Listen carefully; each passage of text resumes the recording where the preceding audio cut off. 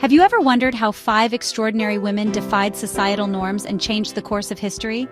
From spies to authors, courtesans to innovators, these women used their power and influence in ways that still resonate today. In this video, we're diving deep into the lives of 5 revolutionary women who transformed the world. Stay tuned to discover their secrets and legacies. This woman's name echoes through history. She was known for her beauty and mystery, and she was more than just a dancer. But was she truly a spy or a scapegoat caught in the chaos of World War I? She reinvented herself in the exotic world of the Dutch East Indies, becoming the mesmerizing and well-known woman of her time. Her allure captivated Europe's elite, but her story took a dark turn amidst the espionage of World War I. Was she a double agent or simply a pawn? As we unravel her tale, you'll see why her legacy remains as controversial as ever. She was a woman of incredible beauty, a performer, a seductress, and perhaps a spy. Her name is legendary, her story shrouded in mystery, and her legacy is as controversial as it is captivating. Her name was Margaretha Geertruida Zell, but history would know her better as Mata Hari, a name that echoes across the centuries as one of the most enigmatic figures of World War I. But who exactly was Mata Hari? How did she transform from an exotic dancer into one of the most famous spies of all time? And did she really betray her country, or was she the victim of a world at war? Born in the Netherlands in 1876, Margaretha Zell came from a relatively ordinary middle-class family, but her early life was anything but typical. She married a much older man, a Dutch colonial officer stationed in the Netherlands East Indies, today's Indonesia. Their marriage was troubled, and the couple eventually divorced after a tumultuous period. But in her early 20s, Margaretha was still searching for something more. She was a woman in a world where women were expected to stay in the background, yet she had a burning desire to stand out, to reinvent herself. In the exotic world of the Dutch East Indies, Margaretha transformed into a new persona. Inspired by the mysticism and sensuality she encountered in the Far East, she adopted the name Mata Hari, which means Eye of the Day in Malay, symbolizing the sun, the bringer of light. But to the world, Mata Hari was a woman who would captivate, who would mesmerize. She returned to Europe, and it was here that Mata Hari became a sensation. She reinvented herself as an exotic dancer, performing in Paris, and quickly became the darling of the Parisian elite. Her acts, which combined sensuality with the allure of the East, mesmerized audiences. She was an enigma, a woman from an unknown land, a mysterious dancer who tantalized with every movement. But beneath the glittering costumes and seductive performances, Mata Hari had something more powerful, an ability to manipulate the desires and emotions of the men who flocked to her. Mata Hari's fame spread quickly. She became a fixture in the upper echelons of European society, mingling with diplomats, military officers, and royalty. She didn't just dance, she became a symbol of exoticism and danger. She was sought after, not just for her beauty, but for her ability to weave herself into the lives of powerful men. And it was in these circles that Mata Hari's story took a dramatic turn. As World War I raged across Europe, Mata Hari found herself in the middle of a web of espionage. But was she a willing participant or a pawn in a much larger game? The year was 1916. Europe was embroiled in the brutal conflict of World War I. The world of espionage was thriving, and both the Allied and Central Powers were eager to gain any advantage they could. It was in this volatile environment that Mata Hari was recruited by the German military, allegedly to spy on the French. But the truth about Mata Hari's involvement remains unclear to this day. Some historians believe that she was, in fact, a double agent, working for both the French and the Germans. Others argue that she was merely a pawn, used by both sides to gain intelligence, without ever truly understanding the consequences of her actions. What we do know is that Mata Hari was arrested in 1917 by the French, accused of espionage and spying for Germany. The charge? That she had betrayed her country by revealing French military secrets, leading to the deaths of thousands of soldiers.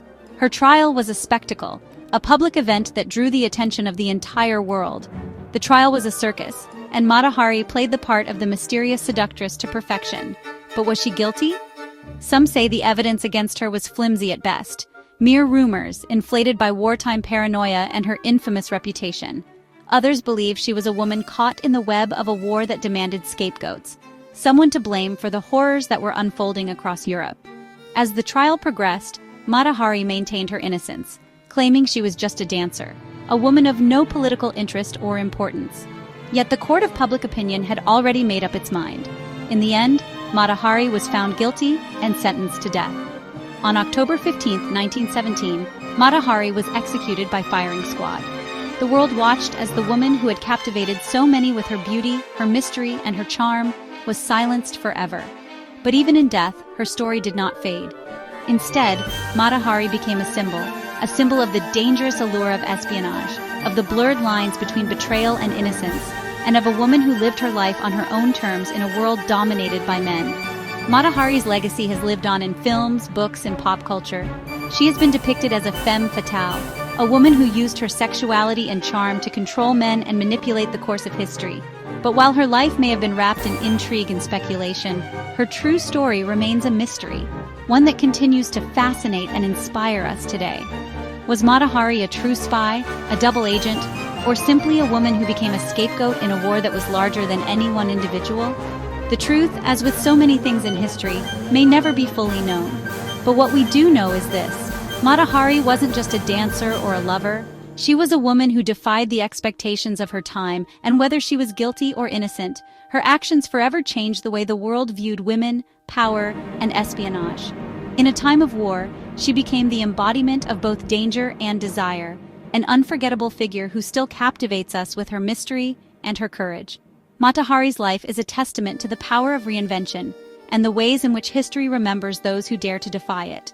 Whether you see her as a victim or a villain, one thing is certain: Mata Hari was not just a spy. She was a woman who left an indelible mark on history, and her story will never be forgotten. So, are you ready to be inspired by the incredible life of Mata Hari? Hit that like button, share this video with your friends, and let's make Mata's story go viral. Together, we can celebrate the power of resilience and the strength of the human spirit. Next, we journey to the 1990s with a groundbreaking author who challenged societal norms through her provocative literature. Her debut novel, Diary of a Manhattan Call Girl, wasn't just about scandal, it was a bold exploration of identity and autonomy. In a time of cultural shifts, her writing became a beacon for sexual freedom and empowerment. How did she use her writing to redefine the narrative around sex work and women's autonomy? Have you ever wondered who dared to break the rules?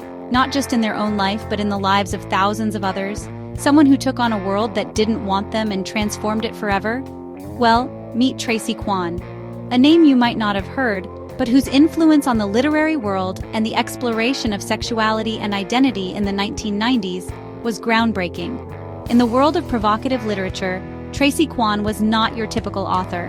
No, she was a revolutionary voice, a boundary pusher, and a bold architect of change. And her story starts at the intersection of desire, freedom, and taboo. Tracy Kwan is perhaps best known for her iconic debut novel Diary of a Manhattan Call Girl, published in 1997. But don't be fooled by the title. This isn't just about sex work or steamy tales of scandal. It's about something much deeper. It's about identity, independence, and the complexity of human desires. Tracy, writing from the perspective of a fictional character, captures the life of a young woman, a call girl named, fittingly, Tracy, navigating the labyrinth of New York's high society life. The novel doesn't just tell stories about the clients she services or the adventures she embarks on. It dares to ask the bigger questions. What happens when you take the societal rules, throw them out the window, and live life on your own terms? What does it mean to be truly free? And what does it take to survive? Not just in the physical sense, but in the emotional, psychological, and social ones. But Tracy Kwan's contribution to history goes beyond the pages of her book. In the world of the late 90s, society was on the brink of a cultural shift. It was a time when LGBTQ+ rights, sexual freedom, and conversations about identity were rapidly evolving. And Tracy was right there, taking part in those conversations. She was one of the first to turn the lens on sex work in a way that was nuanced, empathetic, and intellectually complex. Her book wasn't just about being a sex worker. It was about what it means to be a woman in control of her own body and sexuality, a woman in a world that constantly tries to dictate how she should live. It took sex work, a traditionally marginalized and stigmatized profession, and made it a space for empowerment and exploration. I think the idea of selling sex is so misunderstood. It's not about exploitation, it's about empowerment. It's about choice. It's about freedom. My characters choose their lives. They may not make all the right choices, but they are still the ones in charge. That bold declaration, coming from an author whose voice was virtually unknown at the time, became a rallying cry for those who had been pushed to the margins of society. Tracy was no longer just an author. She became a historical figure, a voice for empowerment in the shadows of society's strict moral compass. But let's go deeper into why Tracy Kwan's voice became so powerful. Tracy's work came at a time when most mainstream authors were afraid to touch subjects like sex work, particularly from the perspective of someone in the industry. Authors like her were rare, and that's precisely why her words struck such a powerful chord. She wrote about sex, yes, but she didn't just write about it. She wrote through it. She used it as a lens to examine power dynamics, vulnerability, and autonomy. It wasn't about glorifying or condemning the world of sex work. It was about understanding the complexities of it. Her stories explored not just the financial transactions, but the emotional ones, the psychological ones. Her characters weren't victims. They weren't saviors. They were human beings, sometimes flawed, sometimes transcendent, but always alive with possibility. But Tracy didn't just write books. She contributed to the ongoing conversations about women's autonomy, sexual freedom, and the complexities of gender and power. Her work became a touchstone for writers, artists, and intellectuals alike. Tracy became a kind of literary rebel in an era when sex and power were taboo subjects. And she paved the way for countless voices that followed, not just in literature, but in film, art, and even politics. In her way, she created a space for other authors and thinkers to express ideas that challenged the status quo. Her influence didn't stop at the page. Tracy Kwan, with her unflinching gaze at human desire, helped open the door for people to talk more openly about sex, sexuality, and identity. Her impact is seen in the rise of sex-positive literature, art, and media. But even more importantly, she created a space where those who had been silenced or stigmatized, whether through gender, sexuality, or occupation, could finally speak their truth. Think about the conversations happening today around gender identity, sexual freedom, and the experiences of those who have traditionally been pushed to the side. Think about how these themes are now showing up in mainstream TV shows, films, and books. The world that Tracy Kwan helped make possible wasn't just about empowering one generation of women, it was about creating a framework for multiple generations to come. Tracy's place in history, in short, is firmly cemented as a pioneer of sexual liberation in literature. She took what society wanted to hide and presented it with compassion, intellect, and unapologetic boldness. She didn't just write stories about marginalized women, she wrote stories for them. Tracy Kwan may not be a household name like some other authors, but her impact? That's undeniable. She helped shape the world of modern literature, giving a voice to those who were too often ignored. And for that, she will always be remembered as one of the most crucial figures in understanding the intersections of desire, identity, and autonomy in the late 20th century. So the next time you see a book that dares to ask the hard questions, remember Tracy Kwan, the one who wrote her truth, and in doing so, paved the way for all of us to write our own.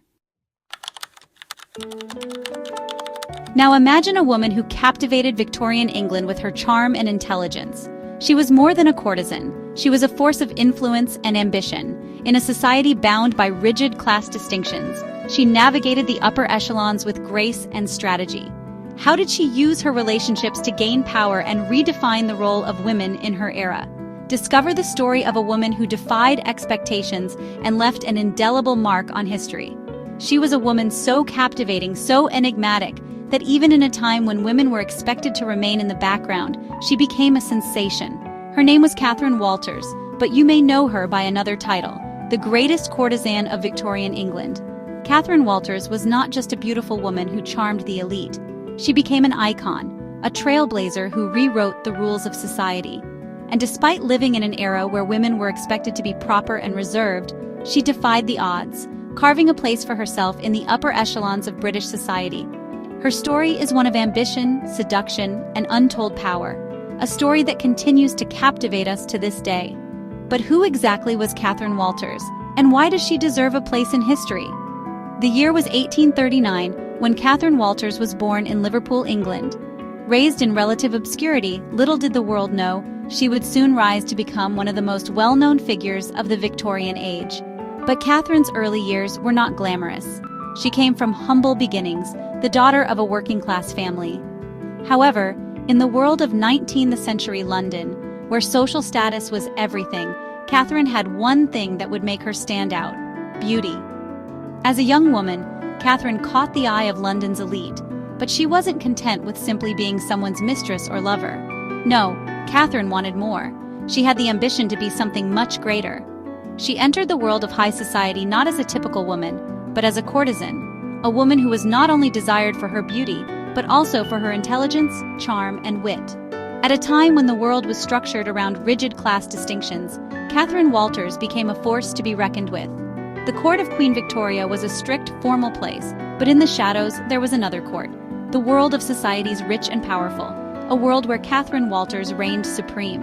She became a fixture of London's elite social circles. She wasn't just a mistress, she was a confidant, a muse, and above all, a woman who controlled her destiny. Catherine's clients were the crème de la crème of Victorian society. From the wealthy aristocrats to high-ranking political figures, men of power couldn't resist her charm. And what made Catherine so extraordinary was her ability to command respect, not just affection. She wasn't just a beautiful face. She was a woman who understood the art of influence and used it to secure her place in history. In fact, Catherine was so much more than just a lover. Her relationships were strategic. Through these connections, she not only amassed wealth, but also gained access to the political and cultural centers of Britain. She had a network of powerful men who treated her with a kind of reverence, and she became a player in the social and political games of the era.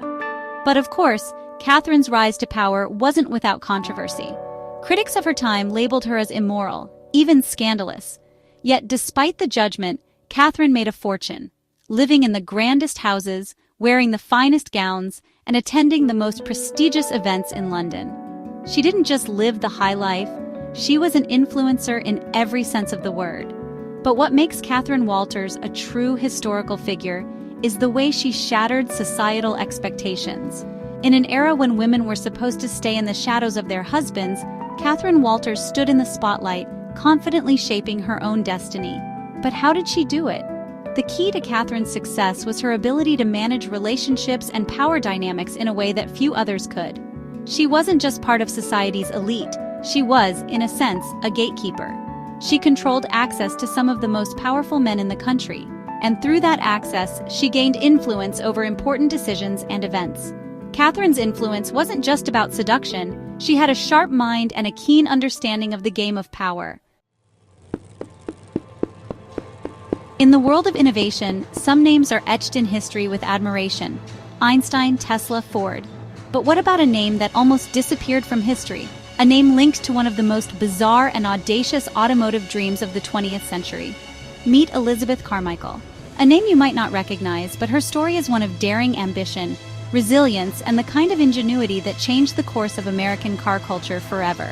Imagine this: the 1970s. Gas shortages.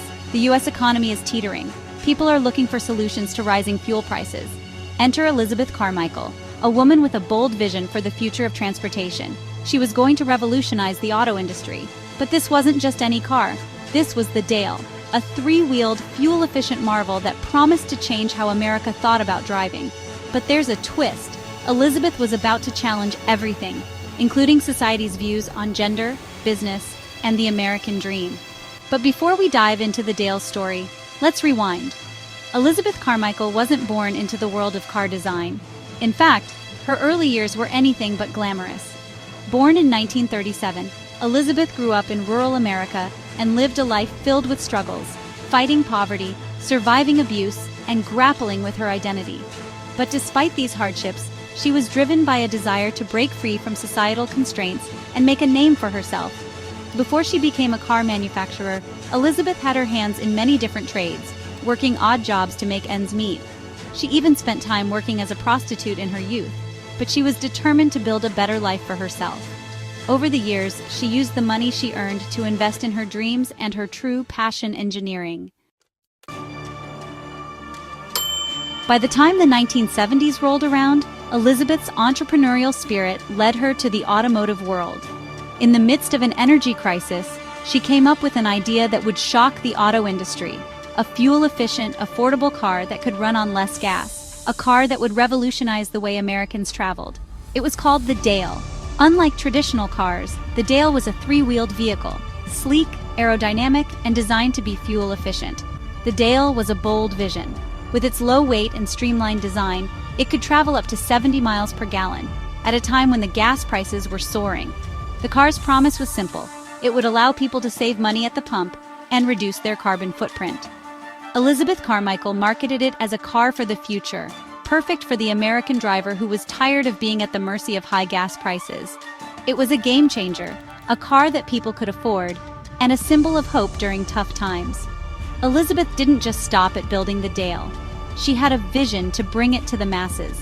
She founded the 20th Century Motor Car Corporation and raised funds to build the car at a factory in California. She was a woman in a male-dominated industry, and she didn't just face the usual hurdles. She was going up against a long history of skepticism toward female entrepreneurs in tech. But Elizabeth Carmichael was no stranger to overcoming adversity. With her charisma, strong leadership, and sharp business sense, she sold the Dale as the car of the future, drawing in investors and press coverage. The Dale's sleek look, combined with Carmichael's compelling pitch, captivated the public. People were excited about the car. It seemed like the perfect solution for a country looking for a way out of an energy crisis. But this is where the story takes a twist. As the Dale got closer to production, things began to unravel. Rumors started swirling. The car, which had promised so much, was being sold without a working prototype. Investors began questioning Carmichael's motives and whether the Dale could ever be produced. Meanwhile, Carmichael herself was under increasing scrutiny. Why? Because behind her business venture, there was a secret. Elizabeth Carmichael wasn't born Elizabeth Carmichael at all. It was soon revealed that Elizabeth Carmichael had been born as a man. She had transitioned from male to female later in life, a fact that shocked many in a world still struggling with the concept of transgender identity. But rather than focusing on her gender, Elizabeth Carmichael remained steadfast in her mission. Despite the controversy, she continued to push for the Dale and the future she envisioned. However, the legal and financial challenges continued to mount. The Dale never made it to mass production. Elizabeth Carmichael was charged with fraud and other crimes. She was convicted of swindling investors and sentenced to prison. The dream of the Dale ultimately crashed, and with it, Elizabeth's reputation. But that doesn't mean her legacy is lost.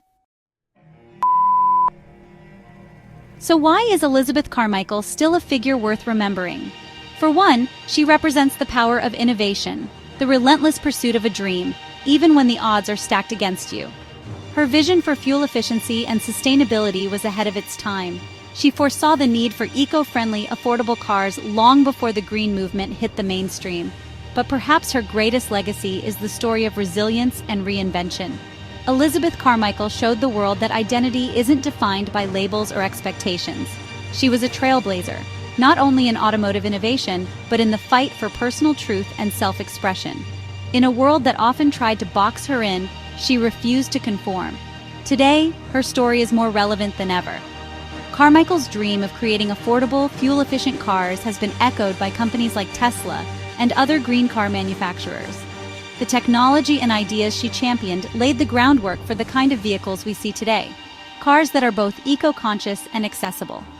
Elizabeth Carmichael may have been ahead of her time, and though her dream of the Dale never came to fruition, her contributions to the automotive world live on.